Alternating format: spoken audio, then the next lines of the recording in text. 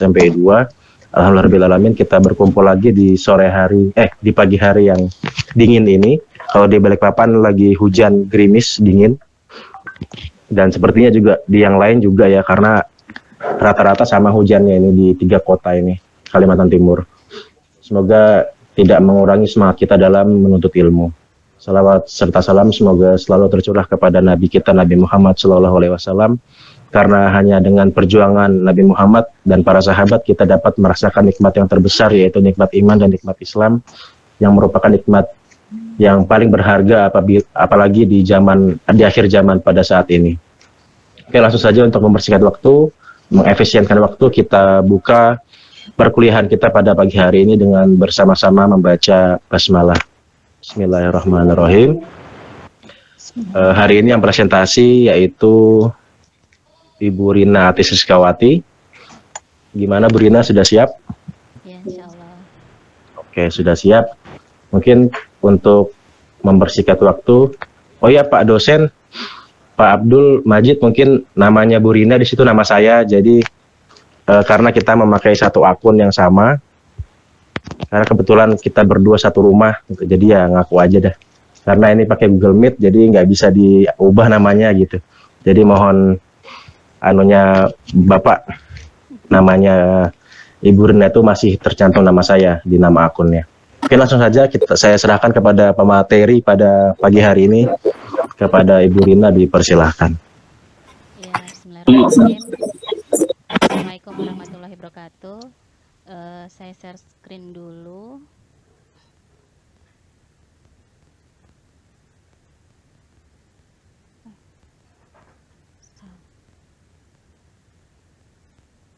Oh ya, Afwan, saya belum pernah ini pakai Google Meet. Ini kalau nge-share screen-nya gimana? Jendela. Bentar.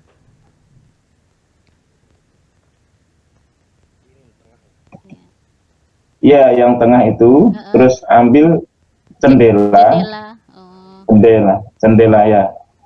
Kalau saya ambil jendela, terus pilih yang sebentar.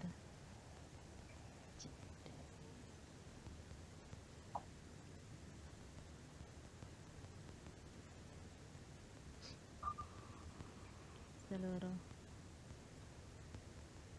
bawahnya yang jendela, Jendela di situ cuman Meet. Oh, itu kah? Ya, ambil yang sudah dibuka tadi dari laptopnya. Sudah saya buka tapi tidak muncul. Sebentar. Kok nggak ada juga? Seluruh layar. Bawahnya ya, yang bawah seluruh layar.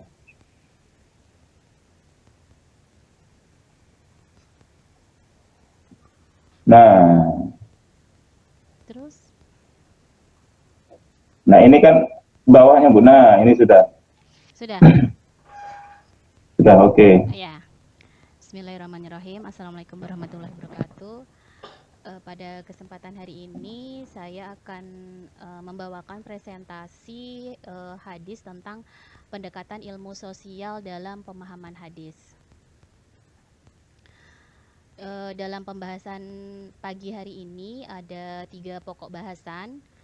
Yang pertama, pengertian pendekatan ilmu sosial dalam pemahaman hadis. Kemudian yang kedua, urgensi pendekatan ilmu sosial dalam pemahaman hadis. Yang ketiga, pendekatan ilmu sosial dan penerapannya dalam pemahaman hadis. Pengertian hadis, secara istilah hadis adalah apa saja yang disandarkan kepada Nabi, baik berupa perkataan, perbuatan, atau ucapan yang datang dari sahabatnya atau sifat. Hadis tadi perkataan Nabi, al-qaul, kemudian perbuatan Nabi, al-fi'il, kemudian persetujuan Nabi atau takrir, dan yang terakhir sifat Nabi, as-sifah. Yang pertama, pendekatan ilmu sosial dalam pemahaman hadis. Pemahaman hadis Hadis Nabi merupakan sumber ajaran Islam yang kedua setelah Al-Quran. Hadis Nabi sebagian periwayatnya berlangsung secara mutawatir dan sebagian lagi berlangsung secara ahad. Hadis tidak cukup dimaknai secara tekstual, itulah sebabnya mengapa kemudian para ulama berusaha untuk menjawab masalah-masalah tersebut. Sebagaimana yang sudah ditetapkan bahwa sunnah menafsirkan Al-Quran dan menjelaskan makna-maknanya. Jika Al-Quran yang berbahasa setinggi langit tidak terlepas dari perkembangan budaya, maka apalagi hadis yang sudah jelas merupakan bahasa makhluk di bumi dari Nabi atas peristiwa sosial yang terjadi. Tentu saja ada keterkaitan antara ruang dan waktu yang membelenggunya. Maka dari itu dibutuhkan kreativitas negosiatif untuk menggunakan lebih sering hadis dalam kehidupan saat ini. Disinilah kemungkinan dilakukan analisis pemahaman hadis atau fikul hadis dengan pendekatan historis, sosiologis, sosiohistoris, antropologis, dan psikologis. Jadi pengertian pendekatan ilmu sosial dalam pemahaman hadis adalah segala sesuatu yang berkaitan dengan kehidupan masyarakat baik dulu maupun sekarang, yang kemudian hadis dijadikan sebagai pedoman hidup setelah Al-Quran, yang mana hadis terus hidup atau living hadis. Dan untuk menjadikan hadis berada pada level living hadis, perlu untuk mengembangkan terus-menerus suatu pendekatan baru yang sesuai perkembangan zaman. Dengan fakta tersebut, tidak heran pendekatan hadis dari waktu ke waktu mengalami perkembangan pesat. Kemudian yang kedua, urgensi pendekatan ilmu sosial dalam pemahaman hadis. Teks tidak akan mendapatkan maknanya tanpa konteks. Begitupun konteks tidak menemukan signifikansinya tanpa teks. Salah satu upaya untuk menemukan makna tersebut adalah dengan menelusuri kembali konteks sosiohistori dan antropologis yang melingkupi kemunculan teks, karena munculnya teks tidaklah hampa ruang dan waktu, sehingga kita harus berusaha menemukan kesamaan pesan moral dari ruang dan waktu yang berbeda itu. Dengan pendekatan-pendekatan tersebut diharapkan akan mampu memberikan pemahaman hadis yang relatif lebih tepat, apresiatif, dan akomodatif terhadap perubahan dan perkembangan zaman, sehingga dalam memahami suatu hadis kita tidak hanya terpaku pada zahir teks hadis, melainkan harus memperhatikan konteks sosiokultural waktu itu. Dengan demikian, hadis-hadis Nabi sebagai mitra Al-Quran secara teologis juga diharapkan dapat memberi inspirasi untuk membantu menyelesaikan problem-problem yang muncul dalam masyarakat kontemporer sekarang. Ada beberapa pendekatan yang dilakukan oleh ulama. Jika hadis ini ada asbab al-wurudnya, maka dapat dilakukan dengan menggunakan pendekatan tersebut. Namun tidak semua hadis yang berasal dari Nabi ada asbab al-wurud. Maka langkah yang digunakan para muhadis untuk memahami hadis adalah dengan pendekatan histori, sosiologi, antropologis, dan psikologis. Kemudian pendekatan ilmu sosial dalam penerapannya dalam pemahaman hadis. Yang pertama, pendekatan ilmu sosial. Nah, dalam pendekatan ilmu sosial ini ada pendekatan historis, ada pendekatan sosiologis, ada pendekatan sosiohistoris, ada pendekatan antropologis, dan pendekatan psikologis. Kemudian yang pertama, pendekatan historis. Pendekatan historis dalam memahami hadis adalah memahami hadis dengan cara memperhatikan dan mengkaji situasi atau peristiwa yang terkait latar belakang munculnya hadis. Pendekatan historis adalah pendekatan yang dilakukan dengan cara mengkaitkan antara ide dan gagasan yang terdapat dalam hadis dengan determinasi sosial dan situasi historis kultural yang mengitari untuk kemudian didapatkan konsep ideal moral yang dapat dikontekstualkan sesuai perubahan dan perkembangan zaman. Pendekatan model ini sebenarnya sudah dirintis oleh para ulama hadis sejak dahulu, yaitu dengan munculnya ilmu asbabul wurud, yaitu suatu ilmu yang menerangkan sebab-sebab mengapa Nabi Shallallahu Alaihi Wasallam mengucapkan sabdanya dan waktu menuturkannya. Ada yang mendefinisikan bahwa asbabul wurud adalah suatu atau baik berupa peristiwa-peristiwa atau pertanyaan-pertanyaan yang terjadi pada waktu hadis itu disampaikan oleh Nabi. Contoh pemahaman hadis dengan pendekatan historis ini dapat dilihat dalam memahami hadis tentang hukum rajam. Penetapan hukum rajam hanya diberlakukan bagi pelaku zina muhsan sebagaimana yang disebutkan dalam hadis. Kemudian pendekatan sosiologis. Berangkat dari definisi, sosiologi adalah suatu ilmu yang menggambarkan tentang keadaan masyarakat lengkap dengan struktur, lapisan, serta berbagai gejala sosial lainnya yang saling berkaitan. Dengan ilmu ini, suatu fenomena sosial dapat dianalisis dengan faktor-faktor yang mendorong terjadinya hubungan mobilitas sosial serta keyakinan-keyakinan yang mendasari terjadinya proses tersebut.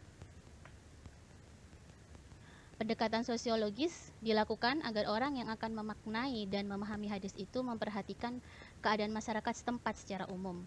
Kondisi masyarakat pada saat munculnya hadis boleh jadi sangat mempengaruhi munculnya suatu hadis. Jadi keterkaitan antara hadis dengan situasi dan kondisi masyarakat pada saat itu tidak dapat dipisahkan, karena itu dalam memahami hadis, kondisi masyarakat harus dipertimbangkan agar hasil pemaknaan hadis tersebut tidak salah.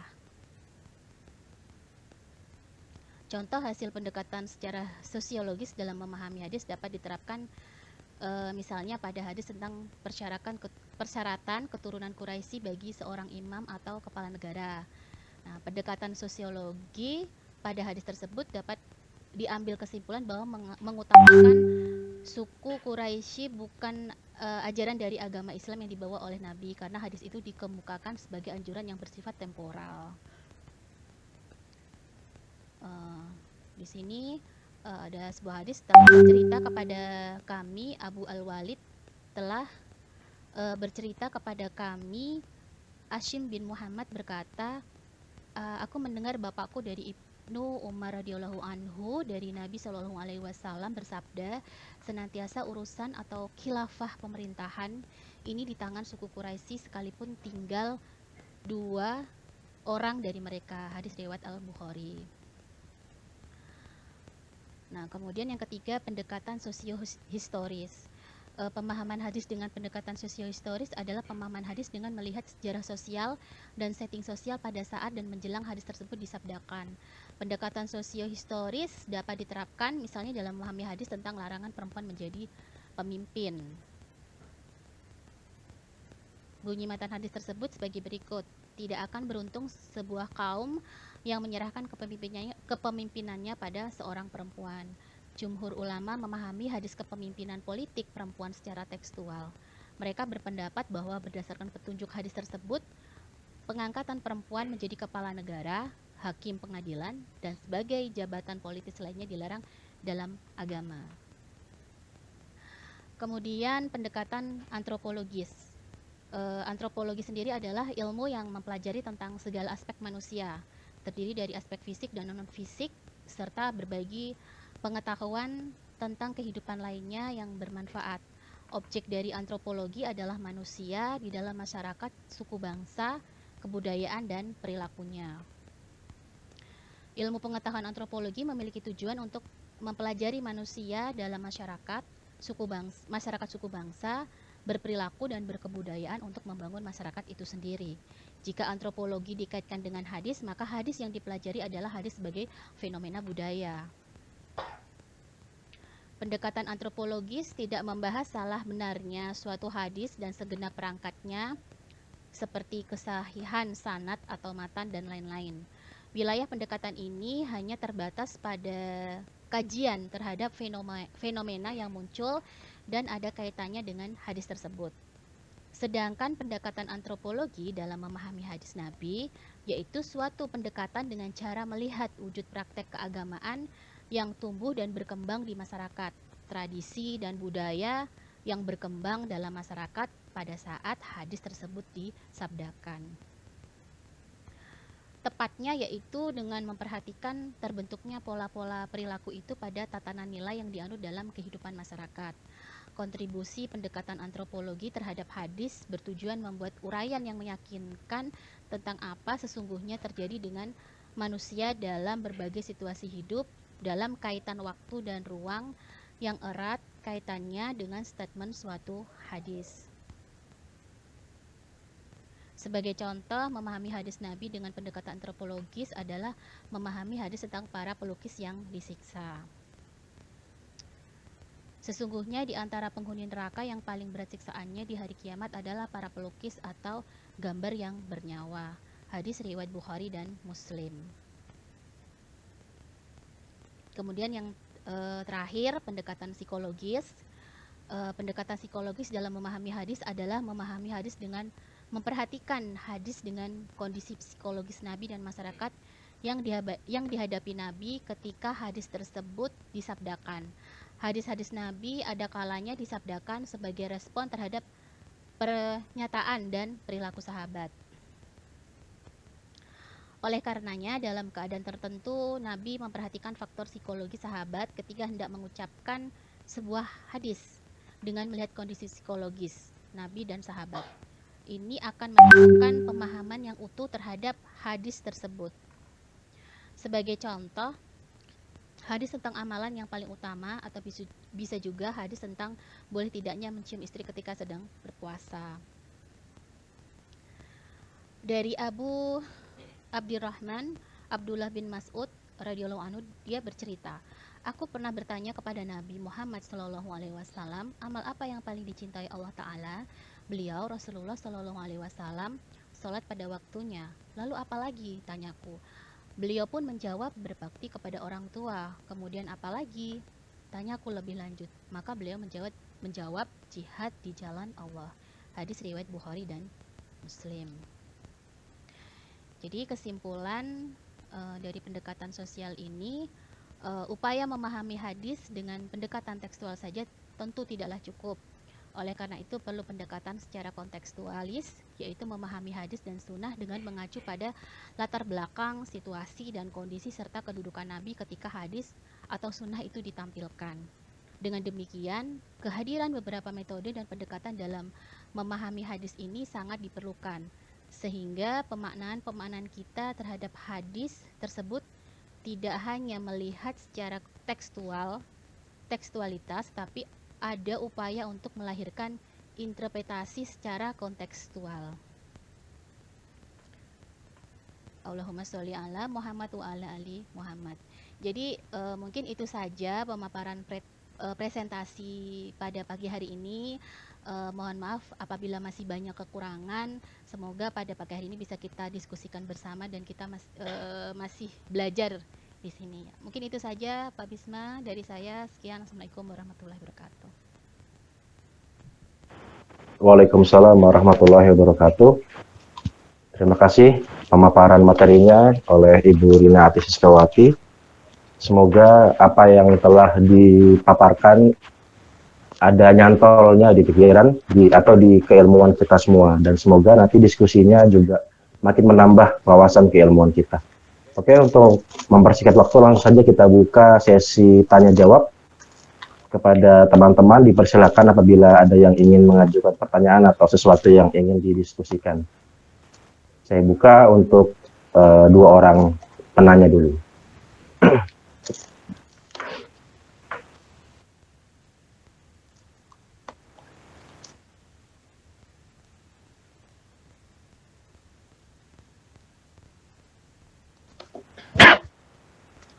Oke, teman-teman ditunggu pertanyaannya. Pak Bisma. Iya, Pak. Sebelum atau sambil menunggu pertanyaan dari teman-teman, mungkin ada baiknya ada penjelasan tambahan dari jangan dulu, ini Pak Bisma dengan Ibu tadi siapa namanya? Rina. Ibu Rina, Pak. Ibu Rina. Rina. Ini tinggal satu atap kah ini? Tinggal satu atap, Pak. Satu kamar. Oh gitu, satu kamar malah. Satu ya, begitu Pak. Iya. Kan biasa pakai Zoom. Kalau pakai Zoom kan bisa diubah namanya Pak. Nah karena ini pakai Google Meet, ternyata tidak bisa diubah namanya, dan pakai satu laptop kan, jadi supaya tidak menimbulkan fitnah aja. Oke, siap Pak, siap Pak. Oke, baik. Begini, sambil menunggu pertanyaan teman-teman, saya kira perlu ada penjelasan tambahan dari Ibu tadi. Ini kan memahami hadis dengan pendekatan seperti yang dikatakan tadi. Tentu ini berbeda dengan pendekatan tekstual. Apakah kira-kira hadis-hadis yang dicontohkan tadi itu akan ada pemahaman yang berbeda ketika kita memahami secara tekstual dan kita bandingkan dengan menggunakan pendekatan-pendekatan tadi itu. Nah, ketika kita gunakan misalnya nih hadis tentang apa tadi? Tentang kepemimpinan Quraisy, al-aimatu min Quraisy, bahwa pemimpin itu harus dari orang Quraisy, suku Quraisy. Nah, kalau kita pahami secara tekstual, ya memang ya pemimpin itu harus dari tekstual dari suku Quraisy, ya kan? Ya. Tapi kemudian dicoba dipahami dengan pendekatan sosiologi. Apakah ada pemahaman yang berbeda yang muncul ketika dicoba dipahami dengan pendekatan sosiologis? Apa bedanya nantinya? Apakah berbeda dengan hasil yang diperoleh ketika dicoba untuk dipahami secara tekstual? Nah, itu perlu penjelasan supaya saya kira memancing untuk diskusi kita. Kalau sama saja antara pemahaman tekstual dengan pemahaman dengan menggunakan pendekatan sosiologi, apa perlunya kita menggunakan pendekatan sosiologis? Begitu menurut saya. Iya, Ustaz. Ya. Oke, mungkin pertanyaan spesial langsung dari Bapak dosen kita kepada Bu Rina, dipersilakan untuk menjawab dulu supaya memancing nih teman-teman gairah bertanya. Merangsang habis ya. Ya sebenarnya Ustadz juga saya juga masih belajar sih dari yang saya baca-baca, memang pasti berbeda ya Ustadz, karena pada saat itu zamannya Nabi. Kemudian kalau kita dengan zaman sekarang pasti dengan pendekatan sosiologis ya. Kalau contohnya aja di Indonesia itu kan tidak mungkin seperti itu, dan apa ya, saya juga belum memahami banget sih Ustadz, jadi mohon maaf ya. Seperti apa intinya ada perbedaan Ustadz. Jadi zaman dulu ketika zamannya Nabi, ketika di sana lingkupnya banyak kaum Quraisy gitu kan. Kemudian dalam prosesnya Islam melebar kemana-mana. Ya ketika di suatu daerah itu tidak ada kaum Quraisy, ya dengan pendekatan sosiologi maka akan dipilih pemimpin yang sesuai dengan mungkin mirip dengan apa yang disampaikan oleh Nabi, mulai dari akhlaknya dan lain sebagainya. Jadi melihat dari daerah seperti itu Ustadz, karena Islam ketika sudah setelah zamannya Nabi melebar kemana-mana sampai ke Asia, kemudian kan tidak mungkin nih kaum Quraisy juga melebar sampai ke sana gitu, dan di sana mungkin di wilayah seperti Asia gitu kan, mungkin ada pemimpin yang mirip gitu dengan yang seperti Nabi sampaikan, seperti itu sih Ustadz gitu. Kemudian memang sih di beberapa pendekatan tidak saya detail sampaikan, seperti pelukis yang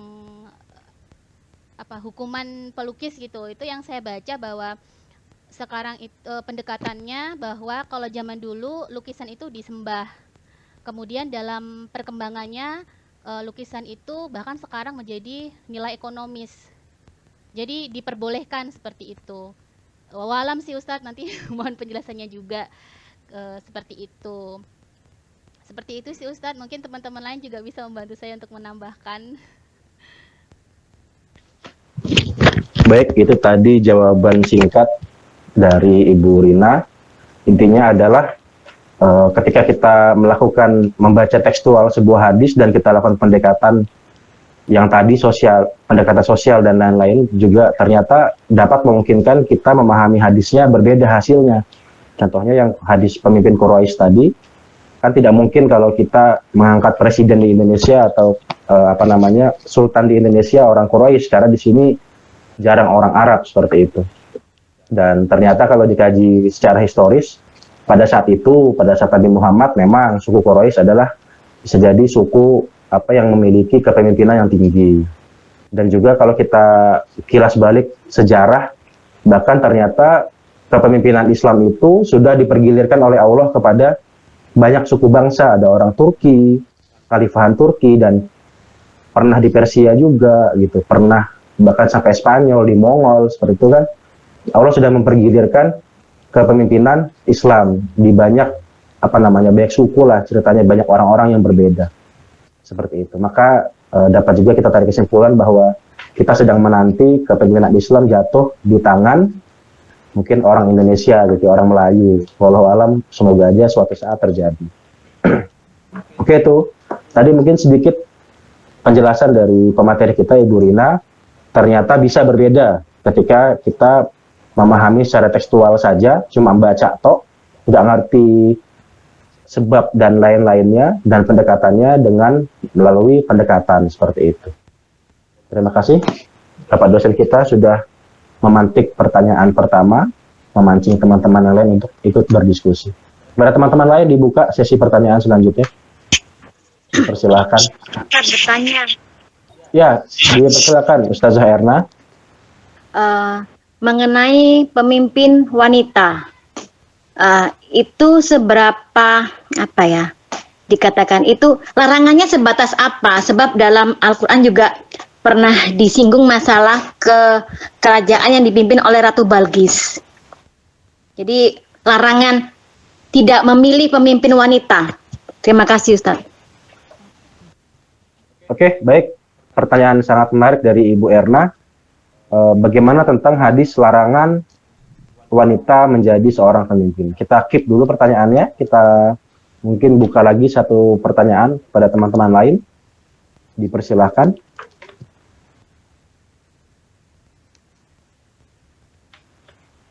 Iya. Ya, karena Jadi Pak Bisma ngasih bahan sama Ibu ini kurang kayaknya. Enggak Pak, ini otodidak dia masing-masing. Kita profesional Pak, insya Allah. Oke, teman-teman yang lain dipersilakan kalau ada yang mau. Ustadz Bisma. Oke, Ustadz Syaifuddin. Iya, terima kasih. Oke, ya. Ustadz Syaifuddin. Saya Said Ustadz. Oke, izin bertanya kepada pemakalah kita hari ini yang berkaitan dengan pendekatan hadis dengan sosial ya. Nah, beliau tadi menyampaikan ada beberapa cabang dari sosial itu. Yang terakhir yang saya tangkap itu yang masih belum saya pahami adalah pendekatan dengan psikologis. Nah, pendekatan psikologis ini artinya kita harus bisa membaca bagaimana situasi psikologis masyarakat pada waktu itu, seperti kesiapan masyarakat dalam meyakini apa yang disampaikan Nabi, seperti itu. Yang tadi Ustazah Rina sampaikan, ada hadis yang menyampaikan amalan apa saja yang paling utama. Nah, jadi kan di situ hadisnya disebutkan yang pertama adalah apa tadi? Jadi yang saya tangkap dari contoh hadis itu, apakah itu langsung saja mereka terima? Mungkin kalau misalnya orang yang beriman mungkin bisa langsung bisa ini ya. Nah, bagaimana situasinya kalau misalnya Rasulullah ini menyampaikan dakwah kepada masyarakat yang ada di sekitar Nabi yang mereka belum beriman dengan Nabi Muhammad. Nah, apakah ada yang disampaikan Nabi kepada mereka atau cara Nabi berdakwah kepada masyarakat yang belum beriman dengan beliau?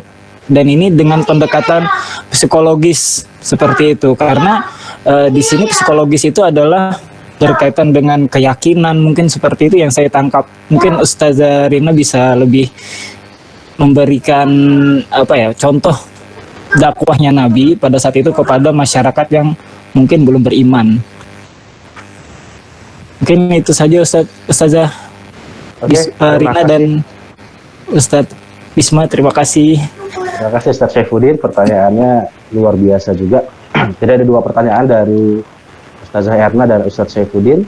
Mungkin langsung saja kita serahkan ke pemateri kita. Kepada Ibu Rina dipersilakan untuk menjawab pertanyaan dari kedua teman kita tersebut. ya, pertanyaan dari Bu Erna tadi. Kedengaran dari Bu Erna tadi tentang perempuan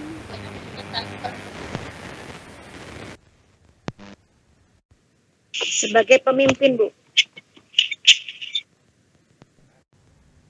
Ya. Bentar. Nggak mau.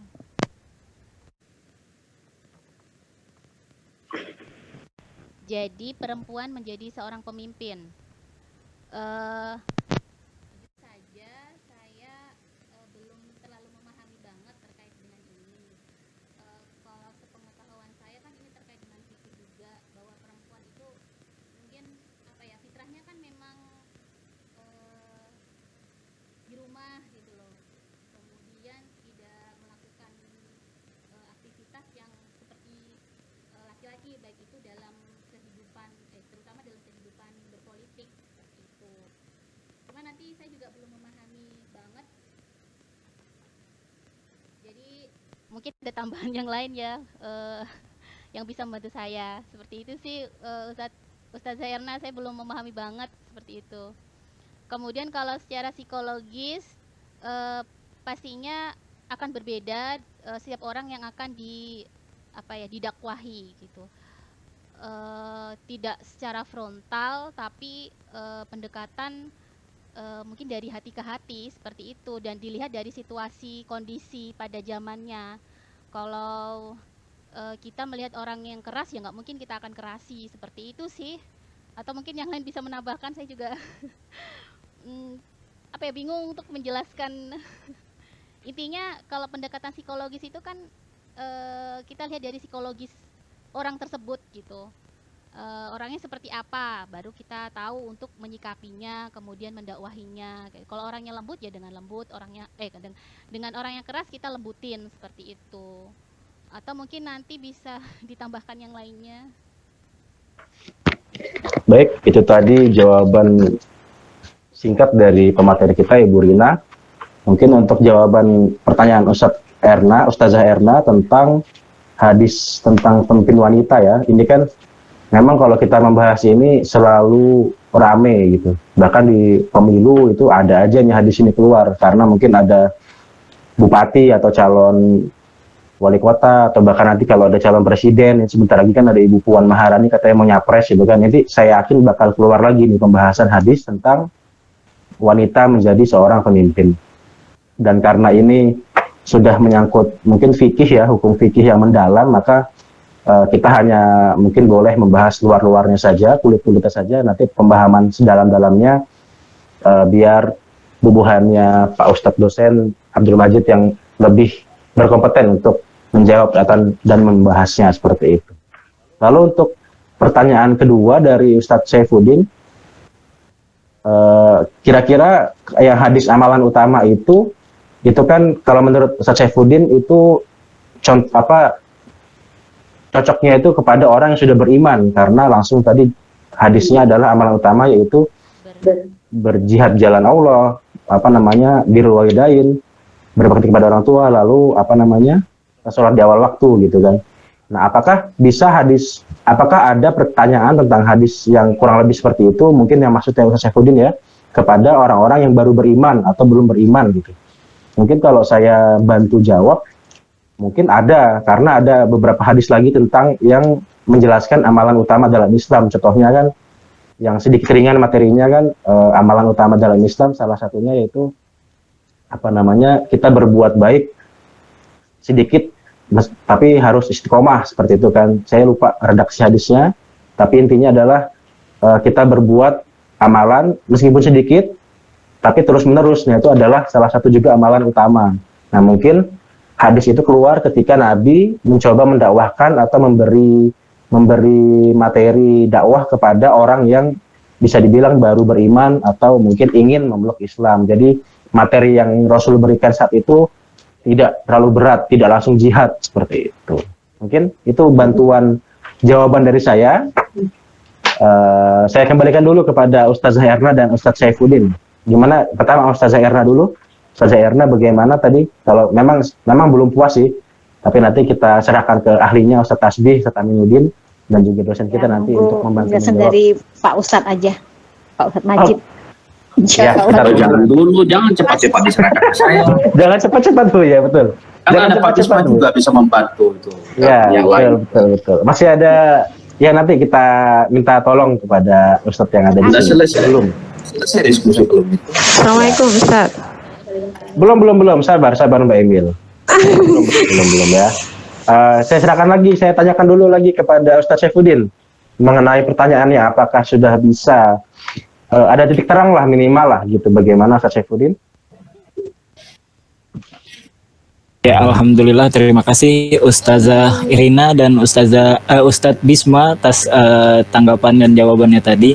Mungkin itu yang lebih ini ya, lebih mengena untuk bagaimana Rasulullah pada zaman itu beliau berbaur dengan orang yang beriman dengan beliau dan tidak beriman, tapi beliau juga masih bisa menyesuaikan ya, artinya kondisi psikologis sampai bisa disesuaikan oleh Nabi, artinya masih bisa relevan dengan kita yang di zaman sekarang yang juga masih ada saudara-saudara kita yang masih belum beriman sama dengan kita, tetapi dengan tuntunan dari beliau mungkin masih bisa kita amalkan dengan sesuai dengan itu tadi, pemahaman berdasarkan pendekatan psikologisnya. Terima kasih Ustadz Bisma dan Ustadz Rina. Oke, baik. Ustadz. Mungkin, ya. Betul. Jadi saya paham maksudnya Ustadz Saifuddin bahwa ladang dakwah kita kan teman-teman kita tidak semuanya soleh gitu, tidak semuanya seperti Ustadz Tasbih gitu. Ada yang awam juga, banyak yang awam. Jadi kita ketika memberikan dakwah gitu memilih hadis-hadis yang cocok secara psikologi, seperti yang kemarin dosen kita jelaskan kan tentang hadis yang berpuasa ya, mencium istri, kan berbeda tuh. Ada yang boleh, ada yang enggak. Nah, seperti itu. Kurang lebih pemahamannya agak seperti itu. Pendekatan seperti itu. Oke, baik. Kita lanjut ke sesi pertanyaan selanjutnya. Sudah ada yang mengantri tadi. Ada Ustazah Emil ya. Mbak Emil, dipersilakan. Ya, Assalamualaikum Ustaz. Saya nggak bertanya sih, cuman ibaratnya menambahkan pertanyaannya Bu Erna tadi, menyambung lah. Karena saya mau menambahkan, penasaran memang benar hadis tentang pemimpin wanita itu memang masih belum gimana ya, pemahaman saya masih belum pas apakah boleh atau tidak. Sedangkan menurut fakta yang terjadi ini tanpa merendahkan sebelah kaum saya yang lain gitu ya, bahwasanya kembali kepada fungsi pemimpin. Kita kan jurusan manajemen ya. Artinya kita kemarin sudah membahas tentang bagaimana sih kemampuan manajemen seseorang pemimpin. Nah, itu mempengaruhi kepemimpinannya. Yang mana menurut pengalaman saya memang kebanyakan wanita lah yang lebih banyak punya keahlian dalam memanage. Artinya mempunyai sifat kepemimpinan gitu yang lebih baik. Ini maaf ya, ini tanpa ini menurut pengalaman saya aja. Jadi memang saya sangat penasaran kenapa sih gitu kan. Padahal sebenarnya bahasa anunya ya, sebenarnya yang lebih lebih bagus memimpin gitu ya, bisa dikatakan begitu tuh sebenarnya wanita. Tapi kenapa wanita? Ya itu tadi ada hadis yang mengatakan bahwasanya ya sebaiknya yang menjadi pemimpin laki-laki. Ya memang sih memang ada penjelasannya bahwasanya laki-laki itu adalah pemimpin bagi wanita begitu kan. Tapi dalam hal ini maksud saya adalah ruang lingkup dalam mengelola sebuah organisasi atau perkumpulan seperti itu. Itu aja sih. Mungkin nanti bisa ditambahkan lagi. Terima kasih Ustaz. Oke, baik. Dapat dipahami sebuah kritikan dari Mbak Emil ya tentang kalau pemimpin wanita itu memang biasa lebih baik. Ya, saya sepakat dengan itu. Saya pun juga menyadari dalam hal memanage, ya tentu istri saya lebih baik dalam memanage uang, memanage semuanya lah seperti itu. Dan juga kalau kita berbicara statistik, memang kalau pemimpin wanita itu lebih teratur sebuah organisasinya, lebih teratur, lebih gimana gitu loh, lebih rapi lah bahasanya. Mungkin itu adalah sebuah kelebihan yang dimiliki oleh wanita, Allah anugerahkan kepada wanita. Lebih kritis juga gitu. Contohnya Mbak Emil kan lebih kritis tuh. Nah, seperti itu. Nah, tapi mungkin ya jelas karena Allah sudah memfitrahkan lelaki sebagai seorang pemimpin, tentu ada bagian kepemimpinan yang tidak ada di wanita, tapi ada di laki-laki. Mungkin tidak dalam hal manajemen, tapi dalam hal pengambilan keputusan, dalam hal keberanian. Ini yang utama jelas keberanian ya, keberanian ketika laki-laki berperang gitu, berfight gitu kan, fighting gitu kan, jelas laki-laki lebih utama di situ dibanding wanita. Mungkin kalau secara kasarnya kalau kita lihat sih bisa kita lihat seperti itu. Mungkin manajemen ya wanita menang, tapi dalam hal mental dan lain-lain lelaki menang. Jadi kurang lebih balance lah. Maka dari itu laki-laki disuruh menikah dengan perempuan seperti itu. Mungkin nggak ada ustadz yang lain mau menambahkan nih tentang apa namanya yang Oke, masih masuk. gantung. Ya silakan Ustadz. Nah ini yang ditunggu nih Ustadz Aminuddin. Silakan Ustadz Aminuddin. Baik, terima kasih. Untuk pemimpin perempuan ya, sebenarnya ini kan sudah dibahas juga di seperti apa Ustaz Emil gitu ya. Dan waktu itu juga Dokter Eka juga menyinggung juga termasuk Ustadz yang mengisi kita matrikulasi itu siapa? Siapa Ustadz? Lupa gue. Ustadz Hasan. Hasan Yang kan? mengisi. Ya, Ustadz Hasan. Bahkan waktu itu saya langsung membaca literasi tentang atau jurnal yang membahas tentang kepemimpinan perempuan dan laki-laki itu. Jadi intinya saya salut sama Ustadz Bisma, mungkin di sini karena berdampingan, jadi bijak sekali gitu apa namanya penyampaiannya gitu. Apa karena takut tapi gimana ya? Karena di sampingnya gitu. Memang perempuan itu apa ya namanya baperan ya. Jadi dan berapa banyak di sini dari para teman-teman juga membahas dulu juga di Bontang itu wali kotanya juga pernah perempuan juga. Dan itu sudah dibahas sama teman-teman ustadz mengenai hal-hal yang seperti itu. Jadi intinya pemimpin itu siapa yang memahami dan apa namanya mengerti tentang kewajiban sebagai pemimpin itu siapapun itu sebenarnya bisa. Yang penting memahami itu tadi. Tapi kalau masalah kriteria dari perempuan dan laki-laki, semuanya sebenarnya bisa dalam ilmu manajemen itu tadi. Karena sudah ada ilmunya. Kadang-kadang orang tidak punya ilmunya terus ingin menjadi pemimpin, itu yang bahaya. Ilmunya seperti itu. Terus saya mau bertanya Ustadz mengenai tadi itu ada yang disampaikan bahwasanya tidak semua hadis itu ada asbabul wurudnya ya.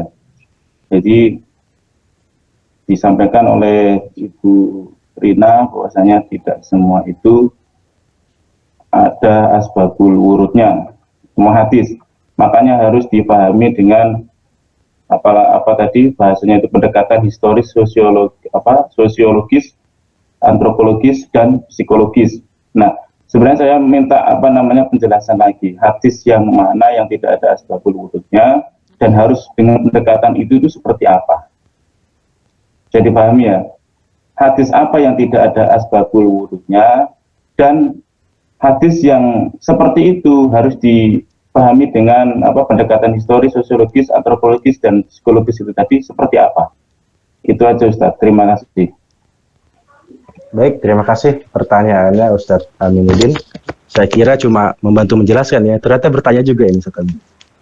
Oke, satu pertanyaan sudah kita tampung dulu sekalian dari Ustadz Aminuddin. Mungkin sambil menunggu teman-teman mungkin ada yang masih juga mau bertanya, menitip pertanyaan, dipersilakan sebelum kita berikan lagi ke pemateri kita pada pagi hari ini. Teman-teman silakan yang mau bertanya. Tidak ada, oke. Berarti langsung saja kita serahkan kepada pemateri kita, kepada Bu Rina, dipersilakan. Hadis mana yang tidak ada asbabul wurudnya seperti itu? Ya, Silakan. sulit bagi saya. Karena saya juga minim literatur ya, jadi itu juga saya cari dari jurnal. Mungkin ada yang bisa membantu saya untuk menjawab pertanyaan Pak Aminuddin. Jadi masih bingung juga apa hadis yang tidak ada sebabnya seperti itu, contohnya gitu saya belum tahu juga sih Ustadz, jujur saja seperti itu. Jadi mungkin para ustadz ustazah bisa membantu saya untuk memberikan jawaban ke Pak Aminuddin. Oke, itu respon singkat dan cepat dari Ibu Rina ya. Ini antara dua sih, karena tadi statement bahwa ada hadis yang tidak ada asbabul wurudnya didapatkan dari jurnal seperti itu. Jadi saya juga bertanya-tanya hadis mana ya kira-kira gitu ya. Ya mungkin sekalian lah saya juga nitip pertanyaan sama dengan Ustaz Aminuddin. Kira-kira hadis mana sih yang tidak ada asbabul wurudnya, ataupun mungkin maksudnya kalau ada asbabul wurudnya tapi tidak jelas. Ini seperti itu yang lebih bijaknya ya. Itu pada teman-teman ada yang bisa membantu menjawab pertanyaan ini. Pada teman-teman yang ahli hadis, Ustaz Muhammad Tasbih ini biasanya kita tunggu-tunggu ini apa wejangan-wejangannya nih. Ustaz Darmawan Daud, ada Ustaz Darmawan hari ini? Ada. Dimohon membantu sedikit menjelaskan lah, kasih dikit lah ya kan Ustaz. Nah gitu biasanya. Assalamualaikum warahmatullahi wabarakatuh. Waalaikumsalam, alhamdulillah. Ustaz Darmawan Daud dipersilakan.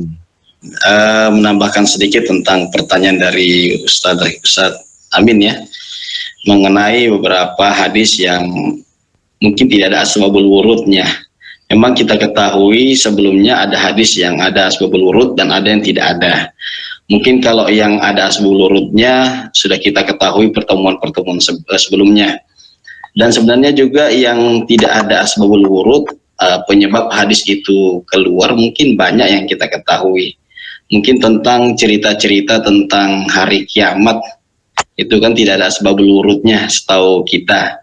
Yang mana Rasulullah itu ya biasanya langsung menjelaskan hari kiamat itu seperti ini, ciri-ciri khusus keluarnya hari kiamat nanti ya adanya Dajjal, terus Dajjal seperti apa bentuknya, fisiknya seperti apa.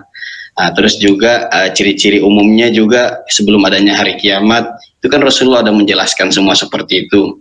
Dan itu memang tidak ada asbabul wurudnya, hanya Rasulullah menjelaskan bahwa kalau misalnya akan adanya hari kiamat itu adanya tanda-tanda umum, contohnya benda keras berbicara. Benda keras berbicara ini maksudnya bukan berarti kayu berbicara. Salah satunya adalah mungkin adanya telekomunikasi ya, alat berkomunikasi menggunakan HP, mana HP itu bisa mengeluarkan suara. Itu pemikiran kita seperti itu.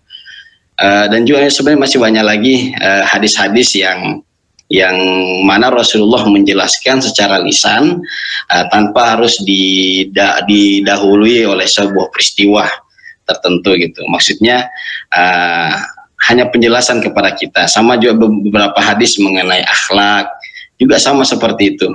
Tidak harus ada asbabul wurud yang menjelaskan atau ada penyebab-penyebab yang menyebabkan hadis yang dikeluarkan Rasulullah itu, yang diucapkan Rasulullah sampai keluar seperti itu. Tapi adanya hadis itu memang karena Rasulullah hanya untuk menjelaskan kepada umatnya bahwa akan ada peristiwa-peristiwa tertentu. Sama dengan peristiwa hadis Rasulullah yang menyatakan bahwa zaman keislaman akan ada beberapa zaman. Yang pertama zaman kenabian, setelah zaman kenabian adanya zaman Khulafaur Rasyidin dan sebagainya. Itu juga hadis, tetapi tidak ada asbabul wurudnya, hanya Rasulullah menjelaskan saja. Ya, seperti itu kurang lebih beberapa hadis yang mungkin contoh hadis yang tanpa ada asbabul wurud seperti itu, Ustaz. Ya, seperti itu dari kami, cukup. Terima kasih, Ustaz.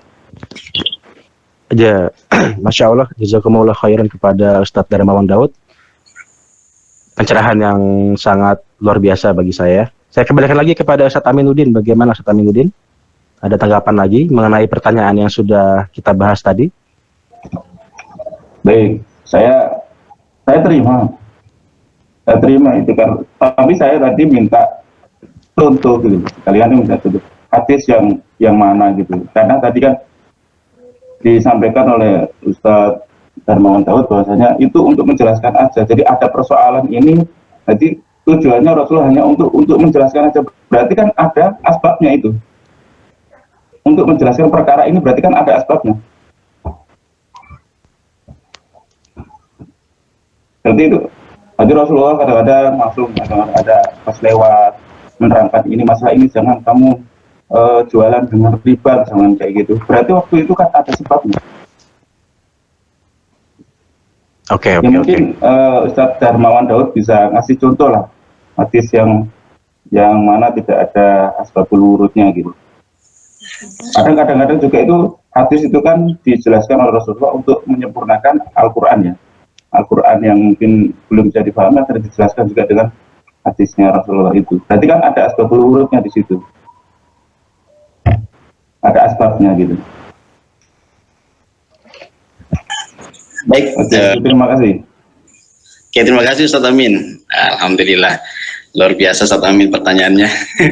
Jadi gini Ustadz, mungkin satu contoh saja.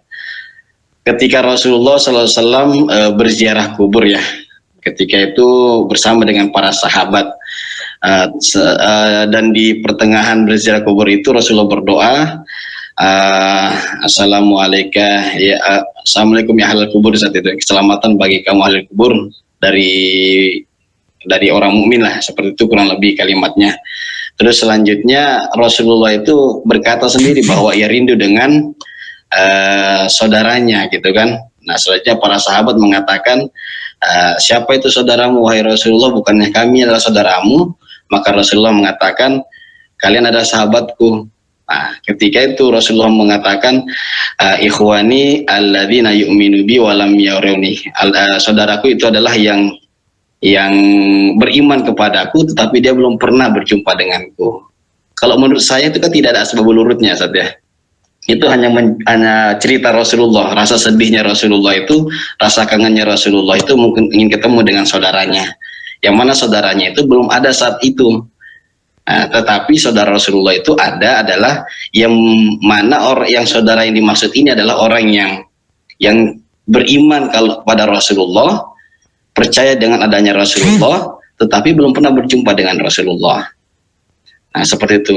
Kalau menurut saya itu tidak ada asbabul wurudnya, hanya cerita dengan para sahabat yang ada di waktu itu, yang ikut berziarah dengan Rasulullah.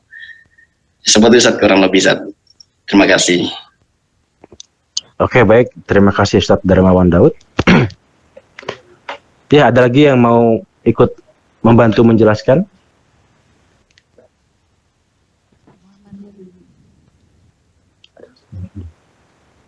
Ustadz Muhammad Tasbih ini ditunggu ini, wejangannya ini. Ustadz Zainuddin? Oke, tidak ada. Kalau tidak ada, saya coba lagi tanyakan kepada Ustadz Aminuddin. Gimana kira-kira Ustadz Aminuddin ini? Jalan keluarnya pertanyaan ini, bijaknya kita apain ini Ustadz? Dan nanti saya tunggu juga penjelasan dari Dr. Abdul Majid. Karena ini ya, dalam konteks kemunculan hadis itu kan disebut juga ada namanya sebab wudu di hadis. Ya, terkadang disebut juga sababul hadis. Asbabul wurud atau asbab wurud hadis. Sebab berarti faktor wurud berarti kedatangan. Atau hadis adalah perkataan dia itu tadi. Ya, ya bisa dimengerti. Jelaskan bahwasanya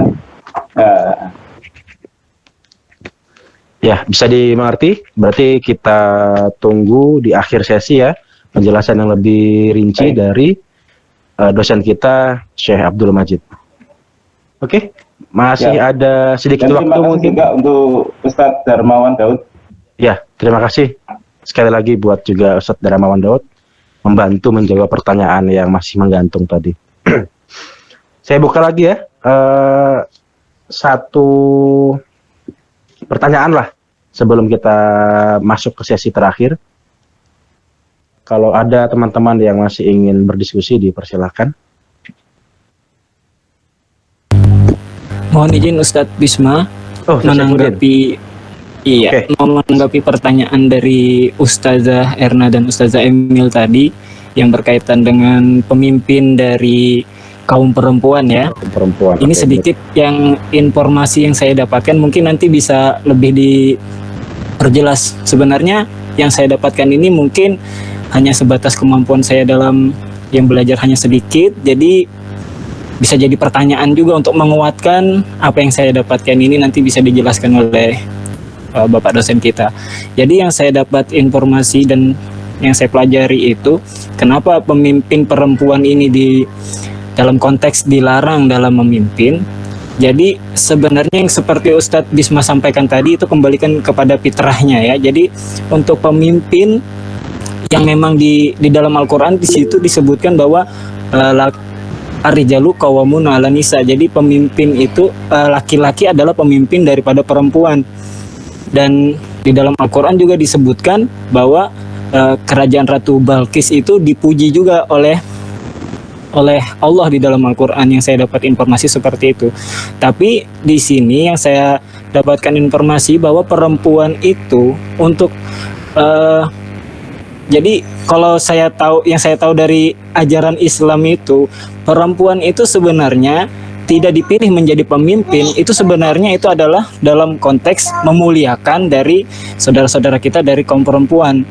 Jadi kenapa pemimpin sebaiknya tidak memimpin ya, karena memang secara Islam itu memang cara memuliakan perempuan itu dengan cara seperti itu, biarlah kaum laki-laki yang memimpin mereka. Dengan sebab apa? Ya, nak. Jadi dengan sebab apa? Ada ajaran yang menyampaikan bahwa lebih baik laki-laki yang memimpin, karena secara fitrah, secara pemikiran yang saya dapatkan informasi itu, laki-laki itu berpikir tidak bisa berpikir secara mengembangkan lebih jauh daripada perempuan. Tapi kalau secara pemikiran, laki-laki itu akan berpikir lebih jauh daripada perempuan.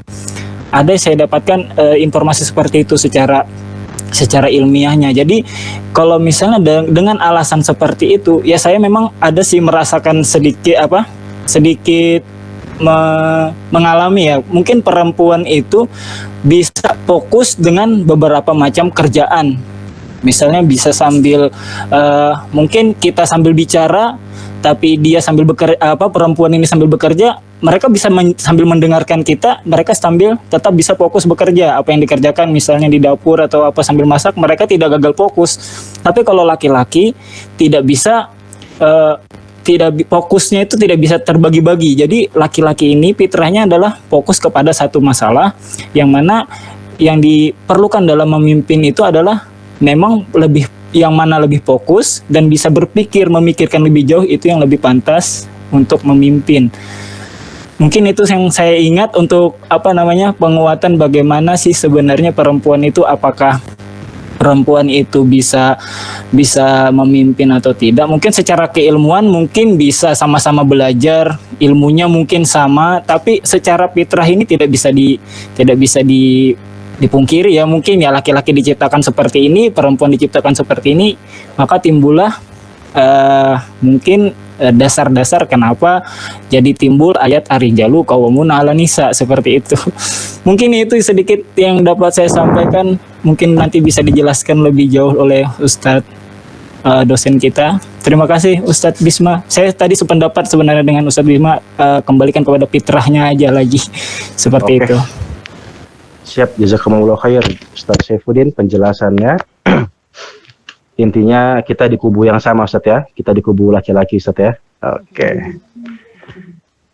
Oke. Jam 9:10 sudah. Apabila tidak ada yang bertanya lagi, maka saya serahkan sesi perkuliahan ini ke Bapak dosen kita. Ustadz Zainuddin, bertanya? Tidak. Oke, ingin bertanya menambahkan sedikit. Oke, dipersilakan. Silakan Ustadz. Berkenaan dengan pemimpin wanita tadi yang dijelaskan Ustadz Saifuddin, juga pemimpin laki-laki kan. Dari yang saya tangkap dari penyampaian Ibu Ustazah Emilia, sebenarnya yang beliau sampaikan tadi, mungkin katanya wanita bisa memanage ya, bisa mengelola dengan baik seperti halnya laki-laki. Saya setuju itu, karena jika kita tarik lagi dari ilmu manajemen, pemimpin dan manajer itu berbeda. Pemimpin dan manajer itu berbeda. Nah, wanita bisa menjadi manajer, tetapi menurut saya agak sulit untuk menjadi pemimpin, karena pemimpin itu sesuatu yang membuka sesuatu yang belum ada. Seperti kita memiliki visi yang belum ada, laki-laki bakalan menyelesaikan itu, karena logika laki-laki itu lebih jalan. Nah, sedangkan jika ada sebuah sistem yang sudah ada dalam manajemen, nah wanita bisa melakukannya, karena tugas manajer laki-laki ataupun perempuan pasti bisa untuk mengelola. Seperti halnya di dapur sudah ada contohnya, harus ini, harus itu, harus ini, harus itu, sudah ada tertulis. Makanya jika kita tarik dari sumber yang saya dapat, manajer itu bekerja melalui sistem operasional prosedur dan menjaga sistem tersebut berjalan dengan semestinya. Nah, berarti menjalankan sesuatu yang sudah ada, sedangkan para pemimpin bekerja dengan tim untuk membangun visi bersama. Itu perbedaannya. Jadi wanita mungkin itu alasan kenapa di Al-Quran pemimpin itu laki-laki. Tetapi untuk yang disampaikan Ibu Emilia tadi, beliau menyampaikan wanita bisa kok memanage, benar. Saya akui wanita multitaskingnya lebih hebat dari laki-laki. Karena laki-laki mungkin hanya bisa melakukan satu hal dalam satu waktu, tetapi perempuan, ada teorinya menyampaikan bahwasanya perempuan bisa multitasking atau bisa melakukan beberapa hal dalam satu waktu. Mungkin itu saja sih yang ingin saya tambahkan, di luar dari versi dari Al-Quran dan hadisnya. Terima kasih. Oke, jazakumullah khair kepada Ustadz Zainuddin. Ini kita flashback ke mata kuliah matrikulasi kita ya, tentang pemimpin dan manajer. Ternyata memang pemimpin itu berbeda dengan manajer. Saya juga baru ingat kalau kita pernah belajar itu kemarin, padahal baru aja ya. Dan ya, itu menjawab dengan tuntas pertanyaan dari Ustazah Erna dan Ustazah Emilia. Bertambah satu pendukung kita ya. Kepada Ustazah Emilia dan Ustazah Erna, ya harap bersabar berarti lah. Canda Ustazah. Oke, sudah jam 9.14. Untuk Ustadz sebentar. Efektifnya waktu. Oke, silakan Ustazah Emilia. Terakhir ya. Enggak ya. Ini bukan mohon maaf ya. Sebentar. Ini jadi nanti kan penjelasan selanjutnya oleh Pak Dokter ya. Saya ingin menambahkan aja sih, mohon nanti dijelaskan sama Pak Dokter bagaimana pendapatnya tentang fakta yang terjadi, bahwasanya memang nggak dinafikan ya, banyak kok sekarang yang pemimpin itu perempuan ya, kepala sekolah perempuan contohnya misalnya, ya kan banyak sekali gitu. Terus juga kita juga pernah punya presiden perempuan begitu kan. Nah, pendapat secara pribadi Ustadz sajalah nanti Ustadz Pak Dokter. Terima kasih Ustadz, itu aja. Oke, terima kasih Mbak Emilia. Nanti sedikit kalau gitu Ustadz. Oke, ternyata Bu Erna masih belum terima juga. Silakan Ibu Erna. Iya, silakan. Pertanyaan inti saya kan juga ini Ustadz, pertanyaan intinya adalah sampai sebatas mana pelarangan menjadi pemimpin itu? Betul. Itu harus kita garis bawahi. Apakah kepala sekolah boleh, apakah wali kota boleh, atau sampai mana seperti itu? Nah, betul. Itu pertanyaan yang menggelitik juga. Kita tunggu nanti jawaban yang lebih tuntas dari dosen kita. Oke, kalau tidak ada lagi ya, kita juga sambil menunggu-nunggu ini penjelasan tuntas dari semua pertanyaan yang menggantung pada pagi hari ini. Diskusi yang sangat menarik. Terima kasih kepada Ibu Rina sebagai pemateri. Terima kasih juga kepada Ustazah sekalian yang bertanya dan ikut meramaikan diskusi kita pada pagi hari ini. Terima kasih semuanya. Semoga ilmu yang kita bahas pada pagi hari ini dapat nyantol di hati kita.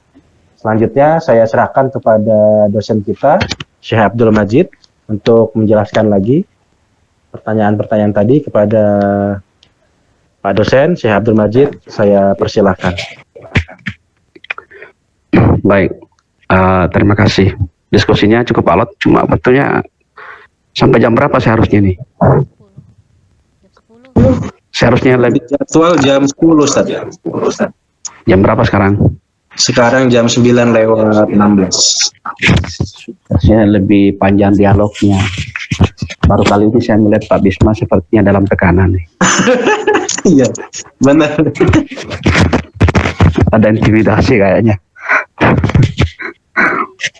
Tapi saya kira apa ya, laki-laki seperti Pak Bisma ini ya sangat dicintai oleh perempuan. Lihat Ustaz ya. Iya.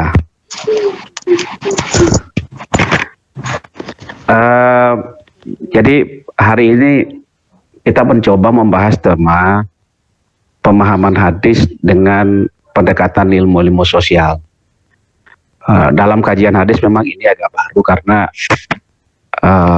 mencoba memahami hadis dengan pendekatan ilmu-ilmu sosial seperti ini sebetulnya itu kan baru kemudian diimplementasikan dalam studi hadis, dan ketika kemudian dicoba ternyata nyambung.